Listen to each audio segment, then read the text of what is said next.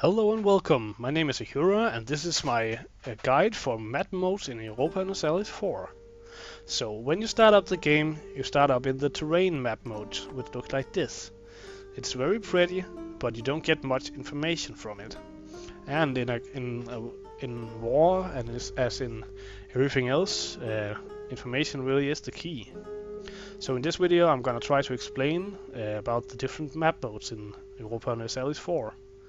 First of all, you have these 6 shortcuts down here, and you can choose which ones you want by opening this menu, and then you can right-click on a map mode to select it or deselect it, and you can't select a new one unless you've deselected one of these. But I'm just gonna quickly run through them all and show you what they do. So the one I use the most is the political map mode. It just makes it easier to see where the different countries are and the borders. This one you can see the borders, and there are colors representing which country it is. But I just find it's much more easy to play the game when you're on this map mode. Unfortunately, it doesn't look as pretty, but we are in it to win, not to look at the pretty colors. The next map mode is the religious map mode, and that shows the different religions. When a color is full, it means that both the province and the country have the same religion. Whenever there are these stripes, the background color will be the religion of the province, while the stripes will be the religion of the country that owns it.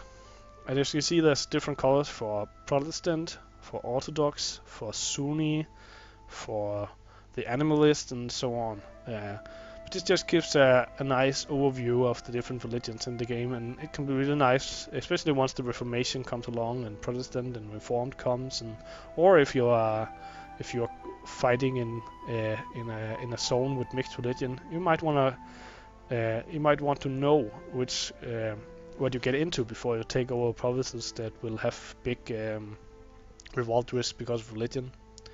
The next map mode is the Holy Roman Empire. This map is only really necessary to use if you are one of the states here, or if you are right on the edge. Because it's nice to know which countries you can attack without getting the wrath of the Emperor down on you. The Emperor is shown with the brightest green color. The slightly darker colors are the electoral states, while the darkest colors are just provinces in the empire. It's important to know that you don't actually have to be in the empire to have a province in the empire. So these yellow striped ones represents provinces that are in the empire, but whose countries aren't in the empire. The next one is the trade map, and that shows all the different trade zones as well as the trade routes and the trade nodes. I'll explain much more about this in my upcoming guide about trade, so I'll wait with that for later. Diplomatic map mode is really nice, especially if you want to go to war or are in a war. Then you can easily get a overview of different countries' relations to each other. This map works by from the perspective of whichever province you have selected. So right now I have a Portuguese province selected, so I can see that I have a royal marriage with Spain and with France, and the difference in the colors represents that I like Spain more, or rather Spain likes me more than France likes me. The darker the color, the less they will like you. So if you for example we take a Spanish province, we can see that they actually have a red relationship to France, which means that they are in war with France. And this dark green color means that they are in the war together with Burgundy. You can see they have a royal marriage with us, so that's the blue color here, and France also has some provinces over here. This map mode is really nice, especially if you're in a war with a lot of other states. You can get a quick overlook of where to send your troops. Then we have the region map mode. This is mostly useful for when you get different missions to do something in a specific region.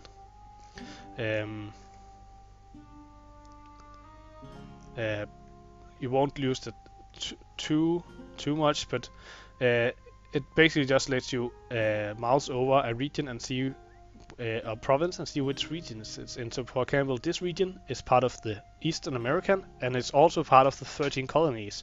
So for example, and it's also part of North America. So you can, for example, get once you get into colonization, you can get a mission that you should make a colony in that should be a part of the 13 colonies. So in order to succeed in that mission, you have to make a colony in a region that has this the 13 colonies name. Then there's the culture map mode, which can again like with the religion map mode, this is nice to know because a lot of the cultures really, if you have a culture in your country that's not yours, it gets a lot of extra revolt risk. So it's nice to know before you go to war if it's gonna be a problem. Then we have this sphere of influence. It works a bit like a diplomatic one, except that you can only see your own sphere of influence. And I'm playing as Portugal. I haven't really used it much, but if you're guaranteeing countries and stuff like that, you can see it in this map mode. Then there's the revolt map mode, which is a really nice one. I don't know if I actually have some revolt chance. Maybe I have something. Yeah, we have a lot over here. I've just taken over most of the Aztec Empire right here. So in these provinces, I have a lot of revolt risk, and it works like a color code. Green is good, and the redder it gets, the more revolt risk there is. And so this is really nice for kind of deciding where you want to place your military, so you can take care of all the revolts. Next one is the colonial map mode, and that would show you